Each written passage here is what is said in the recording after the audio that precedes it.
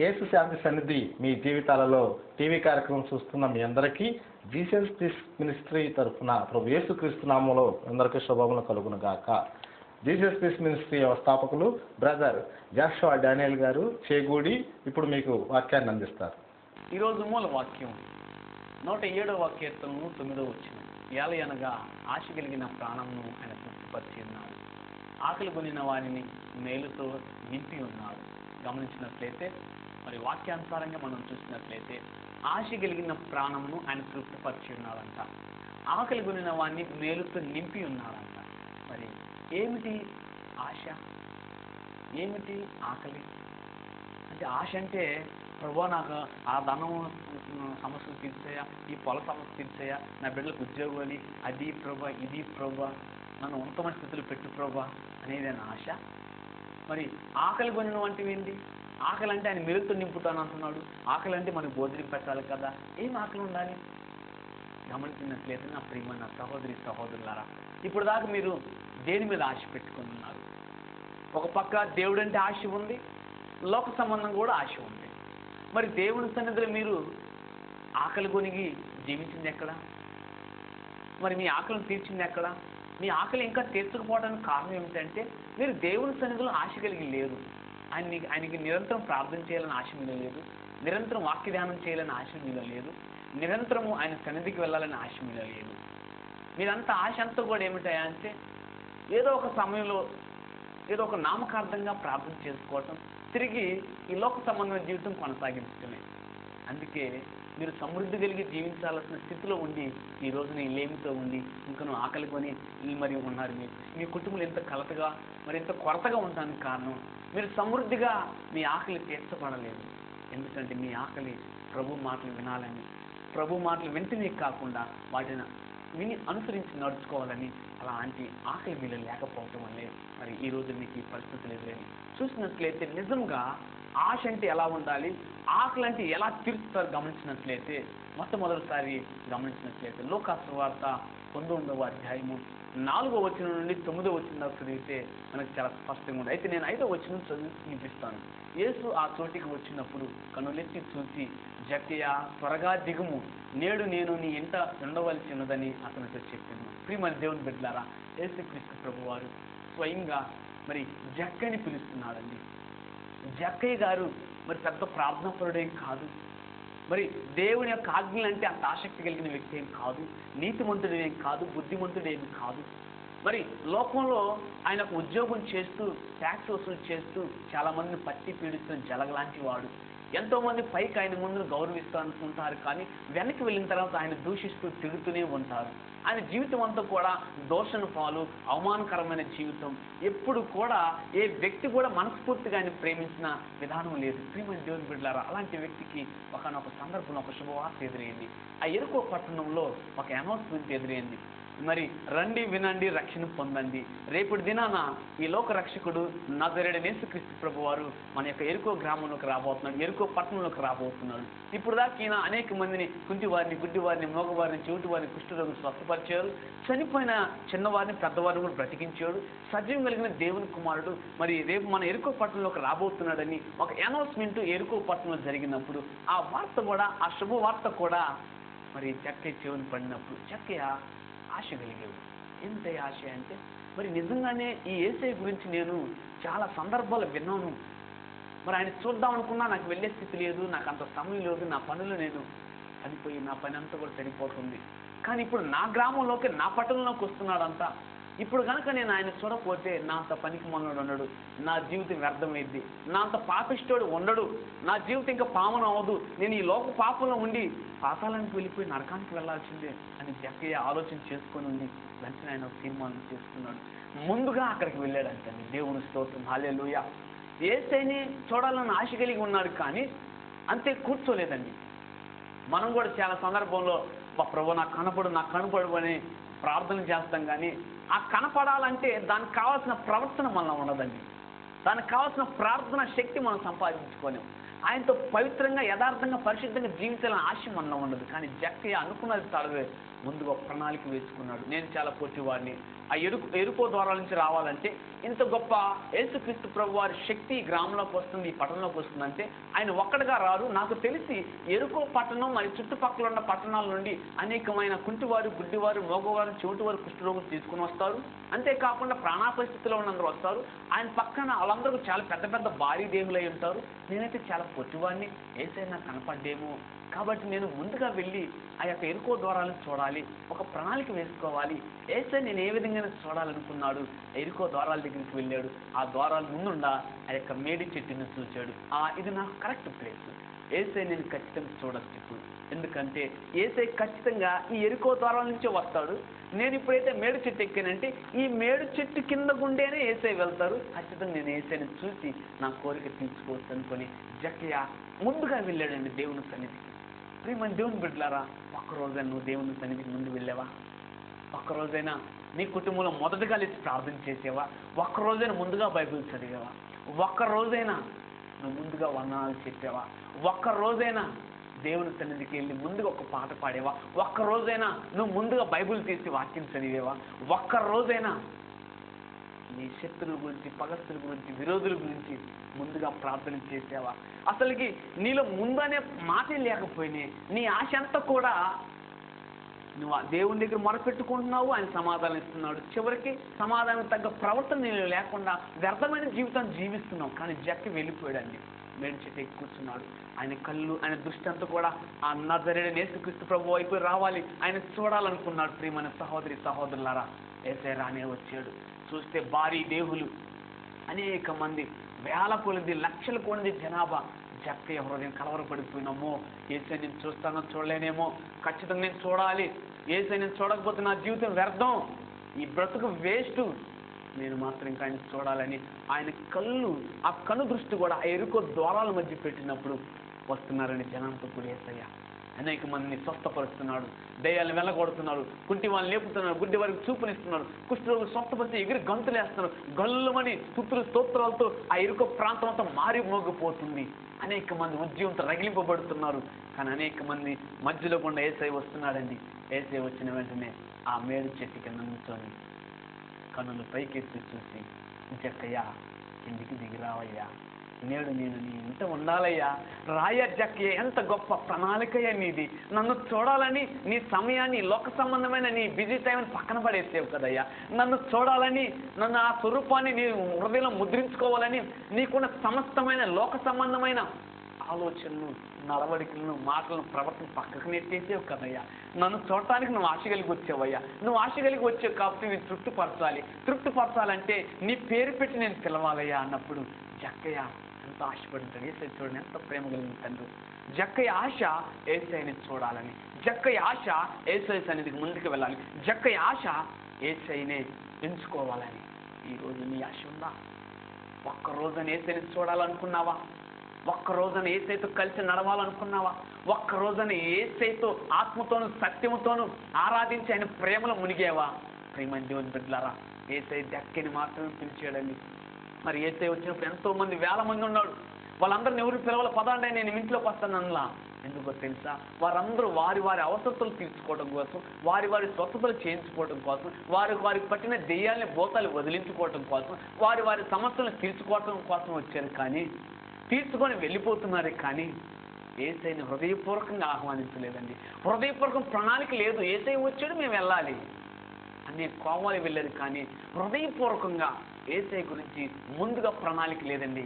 జక్కయ్యని మాత్రమే పిలిచాడు. జక్కయ్య నేను నీ ఇంట్లో ఉంటానయ్యా అన్నాడు. మిగతా ఎవరింట్లో ఉంటానని లేదు. ఈరోజు కూడా చాలా మంది దేవుని సన్నిధికి వెళ్తున్నారు, ఎంతో అవసరత కొలిది, మరొక అక్కర కొలిది వెళ్తున్నారు. కానీ దేవుడి ఆజ్ఞలు నిజంగా పాటించాలని, యేసయ్య సన్నిధితో నిజంగా ఆయనతో సహవాసం చేయాలని, ఆయనలో ఆరాధించి, ఆయన యొక్క ఆజ్ఞలు పాటించి, బైబిల్ చదివి, ప్రార్థన చేసి, పరిశుద్ధంగా, పవిత్రంగా, యథార్థంగా జీవించి అనేక మందిని దేవుని సన్నిధిని నడిపించాలని ప్రణాళిక మనం లేదండి. ప్రియమైన దేవుని బిడ్డలారా, అలా ఉంటే యేసయ్య మనం పిలవడు. యేసయ్య పిలవాలండి. జక్కయ్య ఒక్కసారే యేసయ్యని చూడాలనుకున్నారు. కానీ యేసయ్య మొట్టమొదటిసారి యేసయ్యని ఆకర్షించండి. ఈ యేసయ్య హృదయాన్ని కదిలించిన గొప్ప ప్రణాళిక కలిగిన జక్కయ్య అండి. లోకం దృష్టిలో పరమ పాపి, కానీ దేవుని దృష్టిలో గొప్ప ప్రేమికుడు అండి. హల్లెలూయా. అందుకే యేసయ్య జక్కయ్యని మాత్రమే పిలిచాడు, చుట్టుపక్కల ఉండి ఎవరిని పిలవాల. పద జక్కయ్య అన్నప్పుడు నేను అనుకుంటాను, జక్కయ్య ఎప్పుడైతే ఈ యేసయ్య ఆ మాట జక్కయ్య కిందికి దిగిరా ఉన్నప్పుడు నేను ధనేలు మరి కింద పడి ఉంటాడు అనుకుంటానండి. ఎందుకంటే ఆశ్చర్యం కదా, యేసయ్య జక్కని పిలవటం ఏంది? జక్కయ్య కూడా మైండ్ బ్లాక్ అయిపోయింది. అరే నేను చూడాలనుకున్నాను, నా పేరు ఎలా తెలిసినా కరెక్ట్ నా దగ్గరకు వచ్చి తాగి నిలబడి జక్కయ్య కిందికి దిగిరా, త్వరగా దిగిరా అన్నాడు. చూడండి ప్రియమైన దేవుని బిడ్డలారా, మనలో ఆశ కలిగి ఉంటే ఆయన తృప్తి పరుస్తాడు. నీ ఆశ కూడా దేవుళ్ళలో ముందుగా ఏ విధంగా ఎదగాలి, ఏ విధంగా బైబిల్ చదవాలి, ఏ విధంగా ప్రార్థన చేయాలి, ఏ విధంగా ఉపవాసం ఉండాలి, ఏ విధంగా యథార్థంగా పవిత్రంగా పరిశుద్ధంగా ఉండాలి, ఏ విధంగా దేవుని సన్నిధికి వెళ్ళాలి, ఏ విధంగా ఆయన స్తుతించాలి, కీర్తించాలి, ఆరాధించండి, ఆయన సన్నిధిలో ముందు ప్రణాళిక కలిగి ఉండు. నిన్ను కూడా పేరు పెట్టి పిలవబోతున్నాడు క్రిస్మస్ సందర్భంలో. దేవుని స్తోత్రం, హల్లెలూయా. జక్కయ్య వెళ్ళిపోయాడు, ఇంటికి పరమానందంతో వెళ్ళిపోయాడు. అబ్బా ఎంత గొప్ప పిలుపు అండి జక్కయ్య. ఇంట్లోకి వెళ్ళినప్పుడు కొంతమంది తనికి మానవులు యేసయ్యకు దూరంగా ఉండి ఈయన్ని పరమ పాపిని పిలిచి ఆయన ఇంటికి వెళ్ళాడు. చూడండి ప్రియమైన దేవుని బిడ్డలారా, ఎంతోమంది వారి పెద్ద భక్తి పరులు అనుకుంటా ఉంటారు, కోటలు దాటి మాటలు చెబుతూ ఉంటారు, ఒక్కళ్ళు కూడా ప్రేమించలేరు, యథార్థమైన హృదయం ఉండదు. వీళ్ళు దేవుని దగ్గరికి రాకుండా దేవునితో ఉన్నట్టు చెప్పుకొని దేవుడికి హృదయాన్ని దూరంగా ఉంచారు. కానీ జక్కయ్య లోకం దృష్టిలో దూరంగా ఉన్నాడు, కానీ దేవుని దృష్టిలో ఆయన హృదయం దేవుడికి దగ్గరగా ఉంది. కాబట్టి జక్కయ్య వారి గృహంలో ప్రవేశించింది జక్కయ్య గృహంలో కాదండి, జక్కయ్య హృదయంలో. హల్లెలూయా. జక్కయ్య హృదయంలో ప్రవేశించినప్పుడు జక్కయ్య ఒక మాట అనుకున్నాడు. ఆ శాస్త్రులు, సద్దుకాయలు, పరిచయులు అందరూ యేసయ్యని దూషిస్తుంటే నా వల్లే కదా నా యేసయ్యని తిడుతుంది వీళ్ళందరూ, నా వల్లే కదా, నేను పాపిని కాబట్టి కదా నా యేసయ్యని అవమానకరంగా మాట్లాడుతున్నారు, నేను అధికమైన వడ్డీలు వసూలు చేశాను కదా, అనేక మందిని ఇబ్బంది పెట్టాను కదా, అనేక మంది మరి వారికి ఉన్న సామాగ్రిని బయట త్రోసేసాను కదా, అనేక మంది ఇల్లు ఖాళీ చేశాను కదా, దౌర్జన్యం చేశాను కదా, కాబట్టి నన్ను నా యేసయ్య నా ఇంటికి వచ్చినప్పుడు వీరందరూ నన్ను బట్టి నా యేసయ్యని తిడుతున్నారు, కాబట్టి నేను దీనికి పరిష్కారం చేసుకోవాలనుకున్నాడు. వెంటనే ఒకే మాట అనుకున్నాడు, అయ్యా ప్రభువా, నా ఆస్తులు సగం పేదలకు ఇచ్చేస్తున్నా. హల్లెలూయా. మొదటి చెంప దెబ్బ దూరంగా నిలబడి యేసయ్యని అవమానకరంగా మాట్లాడుతున్నా ఆ శాస్త్రుల సద్దుకాయలకి ఒక చెంప పెట్టిన ఒక దెబ్బ కొట్టాడండి జక్కయ్య. నా ఆస్తులు సగం పేదలకు ఇస్తున్నాను చెప్పలా, రండి అందరు రండి, ఇటు రండి. యేసయ్య ఇదిగయ్యా ఈ ఆస్తులు పేదలకు ఇస్తున్నాను, ఎందుకో తెలుసా, నీ పక్కన ఉండడం పేదలే కదయ్యా, దీనులే కదయ్యా, దరిద్రులే కదయ్యా, భోజనం లేనోళ్ళే కదయ్యా, అందుకే ప్రభా నాకు సగం ఆస్తి మొత్తం పేదలకు ఇచ్చేస్తున్నా, ఇదిగో నీ చేతులు మీకు పంచుండ అనుకుంటా. నేనైతే మొత్తానికి ఇచ్చిపచ్చాడండి. హల్లెలూయా. మాట చెప్పటమే కాదు, చేసి చూపించాడు. దేవుని చూడాలనుకోవటమే కాదు, ప్రణాళికలకి వెళ్ళిపోయాడు. దేవుడు ఆయన యొక్క ప్రణాళికను మెచ్చుకున్నాడు, ఆయన గృహంలోకి వెళ్ళాడు. వెంటనే మాట చెప్పటమే కాదు, ఆస్తిని పేదలకు పంచుతానని పంచి పెట్టాడు. రెండవది ఇంకోటి అన్నాడు, నేను ఎవరైనా అన్యాయంగా తీసుకున్నట్లయితే వాళ్ళకి 4 రొట్టెలు ఎక్కువ ఇస్తున్నా. హల్లెలూయా. ఇంక జక్కయ్య దగ్గర ఏం ఆస్తుందండి అంటే యేసయ్య వెళ్ళంగానే జక్కయ్య పేదోడైపోయాడా? చాలామంది అంటా ఉంటారులే, లోక సంబంధం కూడా, అసలు యేసయ్య నమ్మకపోతే అంత స్థితి ఎందుకు వచ్చేదండి? పేదోడైపోవాలా? సగం ఆస్తి పేదలకు ఇచ్చాడు. ఇక ఒకటి దగ్గర రూపాయలు తీసుకుంటే 5 రూపాయలు, 100 తీసుకుంటే 500, 1,00,000 తీసుకుంటే 5 లక్షలు, కోటి తీసుకుంటే 5 కోట్లు ఇస్తాయి. ఇక ఆస్తి ఏముంది జక్కయ్యకి? చూడు, యేసయ్య దగ్గరికి అందుకే మీరు రామయ్య, ఆయన దగ్గరికి శ్రమలు, కష్టాలు, నష్టాలే, ఇరుకు ఇబ్బందులు, అవమానాలే. ఇక ఆయన మేము ఎట్లా కొలుస్తాం? ఆయన దగ్గరికి పోతే పెళ్ళిళ్ళు కావు మా పిల్లలకి, ఆయన దగ్గరికి పోతే మమ్మల్ని వెళ్ళేటట్టు ఉంటారు. చాలామంది దౌర్భాగ్య ఆలోచనతో పాపం దూరంగా ఉంటున్నారండి శాస్త్రుడు సర్దికెళ్ళగా. కానీ జక్కయ్య ఒకటి అనుకున్నాడండి, ఈ ఆస్తి మొత్తం నేను అక్రమంగా సంపాదించుకున్నాను, అన్యాయంగా సంపాదించుకున్నాను, చాలామందిని ఇబ్బంది పెట్టి, చాలామంది కన్నీరు కార్చెలు చేసి వారి కన్నీటి రక్తాన్ని పీల్చిన జలగని నేను, ఈ ఆస్తి నాకు వద్దు, ఇంకా నా పరమ తండ్రి నాకు దొరికాడు, నా హృదయంలోకి వచ్చాడు, ఇక నాకు వద్దయ్యా, ఈ ఆస్తి వద్దు, ఈ అంతస్తులు వద్దు, ఈ పేరు ప్రఖ్యాతులు వద్దు, యేసయ్య బిడ్డగా ఉంటే చాలు అనుకున్నాడు. మొత్తాన్ని పంచి పెట్టాడండి. హల్లెలూయా. చూడండి ప్రియమైన దేవుని బిడ్డలారా, జక్కయ్య మాటలతో కాదండి, చేతలతో చేసి చూపించాడు. యేసయ్య దగ్గర ఒక బిరుదు పొందాడు, ఈయన అబ్రహాము కుమారుడే. హల్లెలూయా. ఈయన అబ్రహాము కుమారుడు అంట. ఎంత గొప్ప బిరుదండి. నువ్వు నేను 8 సంవత్సరాల నుంచి చర్చికి వెళ్తున్నావా? ఒక్క రోజైనా నీ సంఘ కాపర కానీ, లేదా నీ సంఘ బిడ్డలు కానీ, లేదా నీ యొక్క గ్రామంలో ఉండేవాళ్ళు కానీ, నీ ఇరుగు పొరుగు వారు కానీ, లేదా నీ భార్య కానీ, నీ భర్త కానీ, నీ బిడ్డలు కానీ, నీ కుటుంబ సభ్యుల రక్త సంబంధాలు ఒక్కసారైనా అబ్బా ఈమె కూడా నిజమైన అబ్రహాం కుమార్తెనయ్యా, ఈయన కూడా నిజమైన అబ్రహాం కుమారుడేనయ్యా, అబ్బా వీరు నిజమైన క్రీస్తు బిడ్డలు అన్నారమ్మా అన్నారయ్యా? ఎందుకంటారు? మనంతా లోకభోగము, లోకపోకడా, నామకార్థ క్రైస్తత్వం, ఇక చెబుతారు మన సంవత్సరాలు, అయ్యా నేను 30 సంవత్సరాల నుంచి 40, 50, 70 నుంచి ఉన్నానయ్యా. ఎందుకమ్మా, ఎందుకయ్యా? దేవుడు ఒక్కసారి కూడా మెచ్చుకోకుండా చేసుకున్న నీ జీవితం ఎందుకు? వ్యర్థమే నీ జీవితం. నువ్వు మారవు, మారే వాళ్ళని మారనీవు. నీదంతా సూటిపోటు మాటలు, లోక సంబంధమైన ఆలోచన, నడవడికలు, గుంటలు దోవే తత్వం. జాగ్రత్త అమ్మా, ఇంకెందుకు ఏసైని ఇంకా బాహాటంగా సిలివేస్తున్నావు?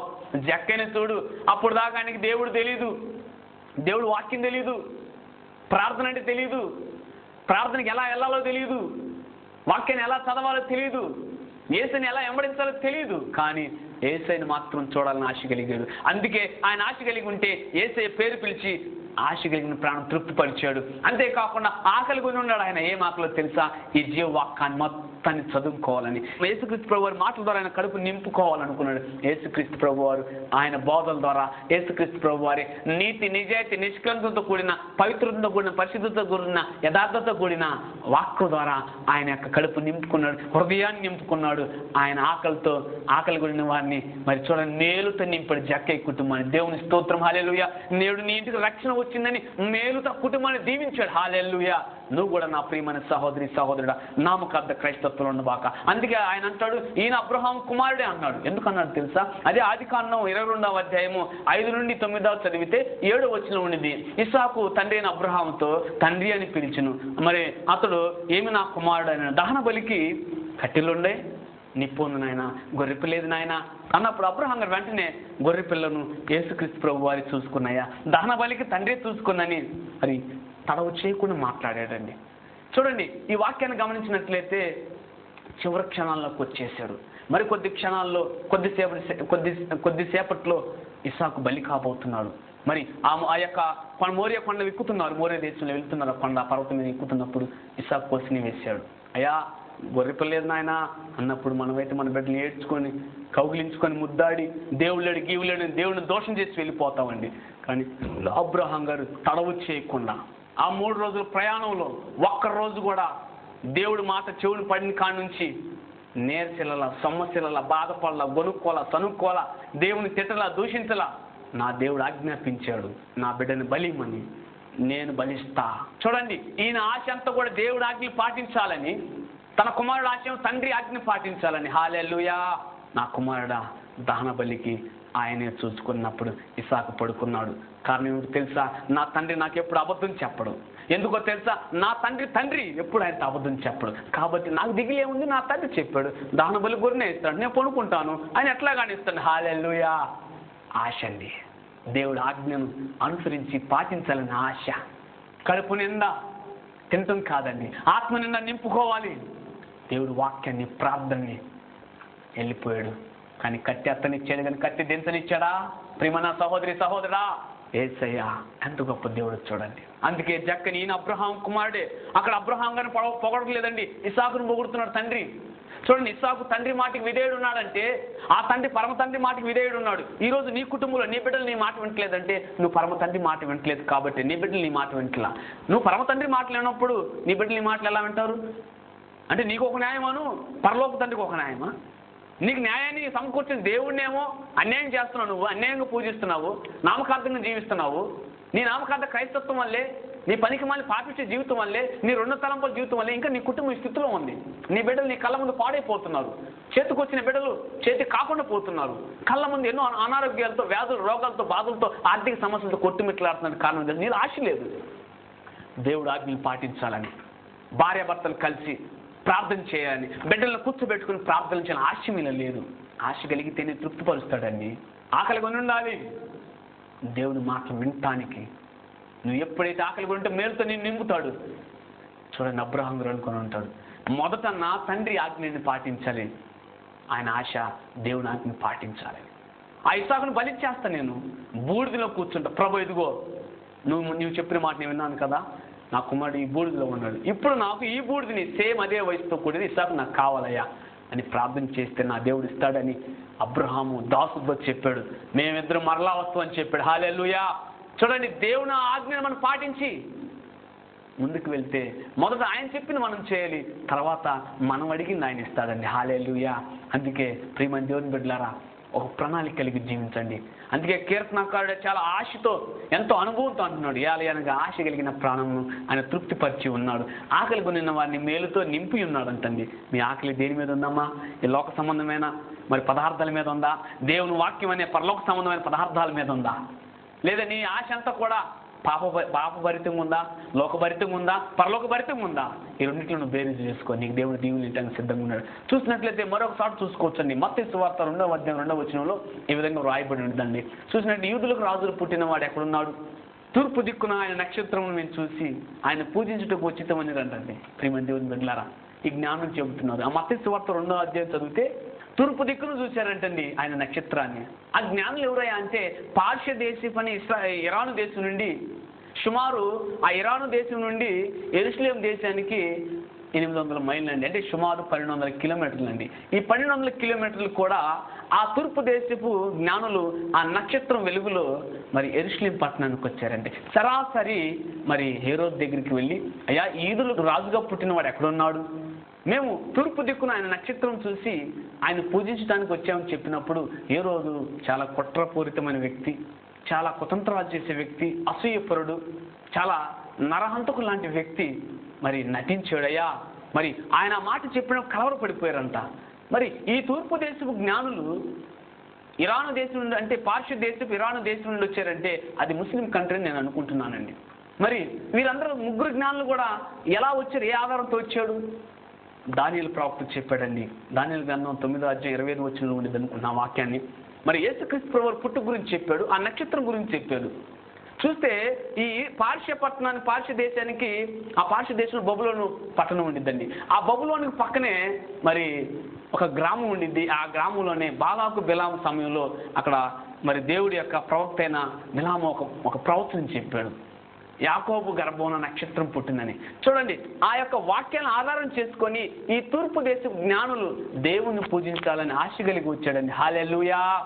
800 కిలోమీటర్లు అండి సుమారు. నేను అనుకుంటాను ఒక 3 నెలల ప్రయాణం జరిగి ఉండదని నేను అనుకుంటున్నా ఒంటిల మీద రావటం అంటే. మరి యేసయ్య దగ్గరికి వచ్చారు, వారు ఆశ కలిగారు యేసయ్యని చూడాలని. ఆ పరమస్థారు వెలుగులో నడుచుకుంటూ వెళ్ళారు. సరాసరి హేరోదు రాజు దగ్గరికి వెళ్ళినప్పుడు హేరోదు కూడా కలవరపడ్డాడు. తన రాజ్యంలో ఉన్న జ్ఞానులను, శాస్త్రులందరూ పిలిపించి గ్రంథాలు తిరగవేయించినప్పుడు, నిజమేనయ్యా, ఇదిగో ఈయన యెషయా ప్రవక్త చెప్పాడు, ఆ ప్రవక్త మీకా ప్రవక్త చెప్పాడు, సమస్త ప్రవక్తలు అందరూ చెప్పారు, ఈయన పుట్టుగా బెత్లెహేము పురంలో పుట్టబోతున్నాడని, ఈయన యూదులకు రాజుగా పుట్టబోతున్నాడు అన్నప్పుడు మరి ఆ యొక్క ముగ్గురు జ్ఞానులు కూడా తిరిగి యెరూషలేము పట్టణం నుండి బెత్లెహేము పురం వెళ్ళినప్పుడు ఆ స్టార్ చూడండి వారికి దారి సంపూర్తిగా చూపించి యేసయ్యను చూసేంత వరకు కూడా దగ్గరుండి, యేసయ్యను చూసేంత వరకు ఉండి యేసయ్యను పూజించే వాళ్ళు బంగారు సాంబ్రాల్ని, బోళాల్ని హృదయపూర్వకంగా అర్పించి యేసయ్య బాలుడైన యేసుక్రీస్తు ప్రభువు వారిని మోకరించి నమస్కరించి పూజించి హత్తుకొని మా జన్మ ధన్యమైపోయిందయ్యా. అయ్యా, మేము ప్రవచనం చూసాము, బైబిల్ చదివాము, ఈ బైబిల్లో చదివి నమ్మాము, ఖచ్చితంగా నువ్వు పుడతావని మేము తెలుసుకున్నావు, నిన్ను చూడాలని ఆశ కలిగి వచ్చావు, మా ఆశ తీర్చేవయ్యా, మమ్మల్ని ఆకలి కొనిన వారిని మమ్మల్ని తృప్తిపరిచేవయ్యా అని ఆ యొక్క ముగ్గురు జ్ఞానులు కూడా ఆ బాలుడైన యేసుక్రీస్తు ప్రభువు వారి పాదాల సన్నిధిలో మోకరించి అని స్తుతించారండి. హల్లెలూయా. చూడండి ప్రియమైన దేవుని బిడ్డలారా, ఎంత ప్రణాళికతో వచ్చారు. దేవుని చూడటానికి సుమారు 1200 కిలోమీటర్ల దూరం నుండి ఇరాను దేశం నుండి యెరూషలేము దేశానికి వచ్చారండి. ఈ రోజు దేవుని చూడటానికి, దేవుని వాక్యాన్ని వినటానికి, దేవుని మాటలు నీ హృదయం నింపుకోవటానికి ఆశ కలిగి నువ్వు ఉన్నావా? సకాలంలో చర్చికి వెళ్తున్నావా? సకాలంలో మరి నీ బోధను ఇతరులకు బోధిస్తున్నావా? సకాలంలో నువ్వు పరిశుద్ధంగా, పవిత్రంగా, యథార్థంగా జీవిస్తున్నావా? అసలు నీ ప్రార్థనకు సకాలంలో సమాధానం వస్తుందా? రాకపోవడానికి కారణం ఒకటే నా ప్రియమైన సహోదరులారా, నీలో ఆశ లేదు. నీ ఆశ అంతా కూడా ఏరు దాటిన తర్వాత తెప్ప తగలేసే ఆశ నీది. మరి అబ్రహాం గారు లాగా నాకు తండ్రి మాట తప్ప నాకు ఎవరి మాట అవసరం లేదని యేసయ్యను హత్తుకున్నప్పుడు, మరి ఇస్సాకులాగా నా తండ్రి మాట నేను జవదాటకూడదని తండ్రి ఆశను తీర్చడానికి ఇస్సాకు లాగా ఉన్నప్పుడు, మరి తూర్పు దేశపు జ్ఞానులాగా ఎంతో కష్టభరితమైన ప్రయాణం. ఈ రోజులైతే బస్సులు ఉండి, రైళ్ళు ఉండి, విమానాలు ఉండి, హెలికాప్టర్లు ఉండి, కానీ ఆ రోజు ఒంటిల మీద వచ్చారు. వాళ్ళ ఆశ కూడా ఈ యేసయ్యను చూడాలి, హత్తుకోవాలి, ఈ నిజమైన బోధన, ఈ పరిశుద్ధమైన గ్రంథం నిజమైన గ్రంథం అని ప్రపంచానికి చాటి చెప్పాలని అనుకున్నారు. వచ్చి వెళ్ళారు. నువ్వు నేను ఇంకా నీ భర్తకు నువ్వు చెప్పలా, ఇంకా నీ భార్యకు చెప్పలా, నీ బిడ్డలకు నువ్వు చెప్పలా ఆయన జీవ గ్రంథం గురించి, వాక్యం గురించి. నువ్వు వింటున్నావు, వెళ్తున్నావు, వదిలేస్తున్నావు. ఈ వాక్యాన్ని నువ్వు మాత్రం తీర్మానించే ఏలయనగా ఆశ కలిగిన ప్రాణం ఆయన తృప్తిపరుస్తాను అంటున్నాడు. ఆకలి కొన్ని వాడిని మేలుతో నింపుతాను అంటున్నాడు. ఇన్ని 2 ఆశీర్వాదాలు నీకు ఇస్తాను అంటున్నాడు. నువ్వు సిద్ధంగా ఉన్నావా? సిద్ధంగా ఉంటే కళ్ళు మూసుకో. ఇది మొదలుకొని నీ కుటుంబంలో నువ్వు నీ ఆశను ఆయన తృప్తిపరచాలి, నీ ఆకలిని తీర్చాలి మేలుతో. మరి అలా ప్రార్థించే కళ్ళు మూసుకో. మహాపరిశుద్ధుడా, మిక్కిలి ప్రేమ కనికరం జారి దయగలిగిన దేవా మీకు వందనాలు ప్రభా. చెప్పబడిన వాక్యాన్ని మీరు జ్ఞాపకం చేసుకోండి. బిడ్డలు ప్రభా మరి జక్కయ్యలాగా ఆశ కలిగి మిమ్మల్ని చూడాలని ఒక ప్రణాళికతో మరి మీ సన్నిధికి వచ్చే విధంగా తయారు చేయండి అయ్యా.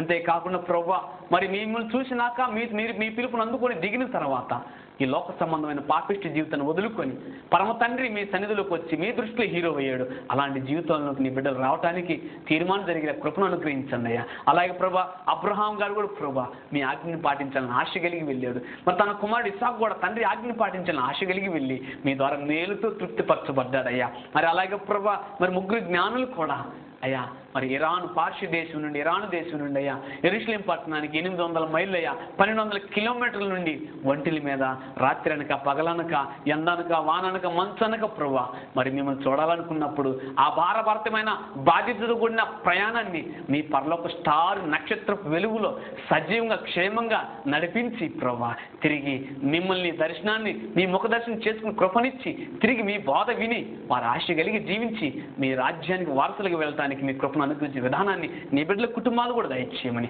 ఈ ప్రభా ఈ వాక్యాన్ని ఉన్న ప్రతి ఒక్క బిడ్డను నిండైన దీవులతో మెండైన మేలుతో నిండారుకు దీవించమని ఈ దీనుని కూడా మీ సిరువు చాటును మరుగుపరచమని ప్రభు వారి కుటుంబంలో నూతన జీవితాలను నూతన ఆలోచనలు నూతన ప్రణాళికలు దయచేసి ఏమైతే ప్రభా మరి గత సంవత్సరం నుండి సంవత్సరాంతంలోపు ఎన్నైతే మీ దగ్గర దీవులు కోల్పోయారో తిరిగి పొందుకుంటానికి కావాల్సిన ప్రణాళికలు వారికి అనుగ్రహించి వారి కుటుంబాలు మేలుతో నింపమని అతి త్వరలో రానే ఉన్న నజరేయుడైన యేసుక్రీస్తు ప్రభు వారి ఘనమైన నామములో అడిగి వేడుకొని ప్రార్థిస్తూ సమస్తమును మీ చిత్తమైతే అడిగినవన్నీ పొంది ఉన్నామని నమ్ముచున్నాను పరమకర్త.